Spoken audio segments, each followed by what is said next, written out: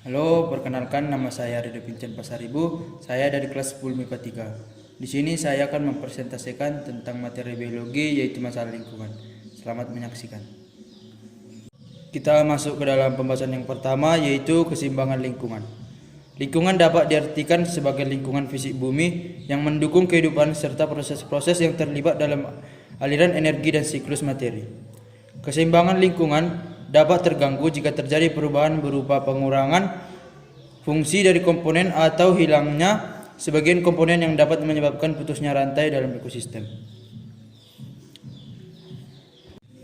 Jika di dalam lingkungan tidak terjadi keseimbangan antar komponen lingkungan, maka akan terjadi kerusakan lingkungan.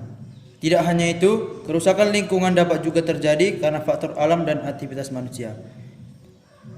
Faktor alam seperti tsunami, gempa, sedangkan aktivitas manusia seperti penebangan atau penggundulan hutan dan menangkap ikan dengan menggunakan setrum. Kita masuk ke dalam pembahasan yang kedua yaitu limbah dan pencemaran lingkungan. Macam-macam pencemaran lingkungan. A. Pencemaran berdasarkan macam bahan pencemarnya. Pencemaran berdasarkan macam bahan pencemarnya dibagi menjadi tiga. Yang pertama yaitu pencemaran kimiawi. Bahan pencemaran berupa zat radioaktif, unsur logam, pupuk anorganik, pestisida, deterjen, dan minyak. Yang kedua yaitu pencemaran biologi. Berupa makhluk hidup yang bukan bagian dari lingkungan tersebut. Contoh mikroorganisme seperti Escherichia coli, Entamoeba coli, dan Salmonella typhi. Yang ketiga yaitu pencemaran fisik.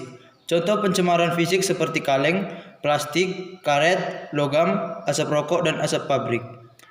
Kemudian pencemaran berdasarkan tempat terjadinya pencemaran. Yang pertama yaitu pencemaran air.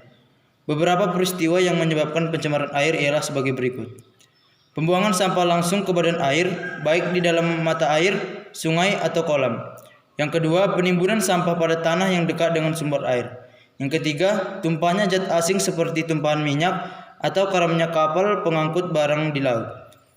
Yang kedua yaitu pencemaran tanah. Tanah merupakan tempat hidup berbagai jenis tumbuhan, hewan, termasuk manusia. Tanah yang kualitasnya baik akan menunjang kelangsungan hidup organisme yang hidup di dalamnya. Contoh limbah yang mencemari tanah berasal dari sampah rumah tangga atau limbah domestik, sampah industri, dan sampah alam seperti daun kering atau pohon mati. Yang ketiga yaitu pencemaran udara. Udara dikatakan tercemar jika di atmosfer terdapat satu atau lebih substansi fisik, kimia, atau biologi dalam jumlah yang dapat membahayakan kesehatan manusia, hewan, dan tumbuhan, serta menurunkan kualitas lingkungan. Pencemaran udara dapat dibagi menjadi dua, yaitu primer dan sekunder. Pencemaran primer adalah substansi pencemaran yang ditimbulkan langsung dari sumber pencemaran udara, contohnya karbon monoksida atau CO.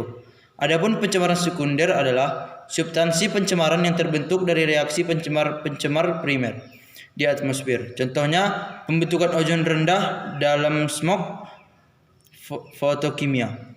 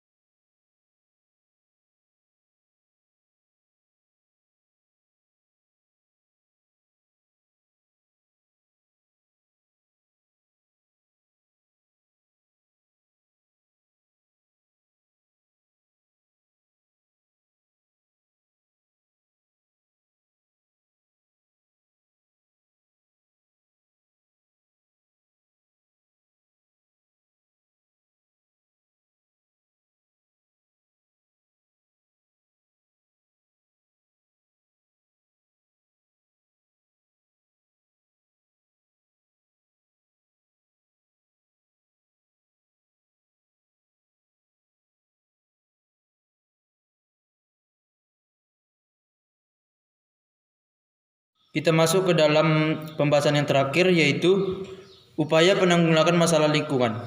1. Mitigasi dan adaptasi terhadap perubahan iklim. Ada 4 prinsip dalam mitigasi, yaitu sebagai berikut. Yang pertama yaitu eliminasi.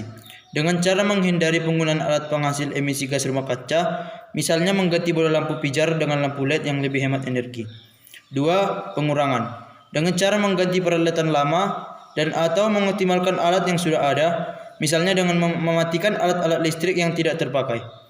Yang ketiga yaitu substitusi. Dengan beralih menggunakan energi terbarukan seperti tenaga angin, air, dan bioenergi sebagai pengganti bahan bakar fosil. Yang keempat, offset. Dengan melakukan rebioisasi. Langkah kedua dalam menghadapi perubahan iklim adalah melakukan adaptasi terhadap perubahan iklim dan berusaha mengambil manfaat darinya. Menurut Kementerian Lingkungan Hidup, kenaikan 1 meter saja permukaan air laut dapat menenggelamkan 405 hektar wilayah pesisir dan menenggelamkan 2000 pulau yang terletak dekat permukaan laut beserta kawasan terumbu karang. Untuk menghadapi hal tersebut, kita harus beradaptasi, misalnya dengan membangun tanggul laut, memulihkan wilayah pesisir, dan menanam berbagai jenis tumbuhan mangrove. Demikian presentasi saya tentang masalah lingkungan. Terima kasih.